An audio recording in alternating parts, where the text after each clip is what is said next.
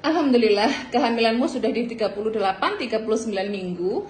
Tandanya adalah kehamilan sudah aterem, cukup bulan, dan juga sudah siap lahir. Nah, yang ditunggu adalah tanda-tanda persalinan, karena sebentar lagi insya Allah ketika umur sudah cukup, maka ada muncul tanda pasti persalinan juga. Nah, sebelum kita bahas tentang tanda pasti persalinan, yang kita bahas pertama adalah tentang fase-fase di persalinan. Kita jelaskan di fase laten dulu ya. Jadi nanti ada dua fase yang dilewati oleh ibu ketika mau melahirkan. Yang pertama adalah fase laten. Fase laten kita sebutnya adalah fase awal dan juga fase lama.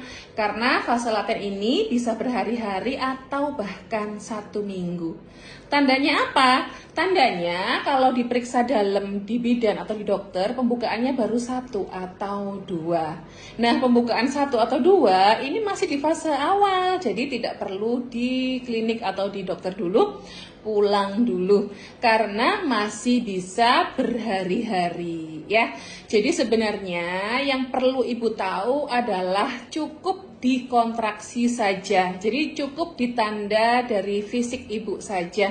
Tidak perlu tahu tentang pembukaan dulu. Nah, tandanya adalah kontraksi yang dirasa ibu adalah kontraksi yang nyeri, cuman belum semakin nyeri. Jadi kalau Bu Bidan punya 5 level nyeri, level 1, level 2, level 3, level 4, level 5, level nyeri pertama ini adalah fase laten. Nah, ketika 1 hari belum merasakan nambah di levelnya, berarti masih di fase laten, tidak perlu datang ya. Memang di awal-awal ketika baru merasakan nyeri, kontraksi, memang ada rasa tidak nyaman. Cuman usahakan tubuh tetap santai, tetap rileks, atur nafas.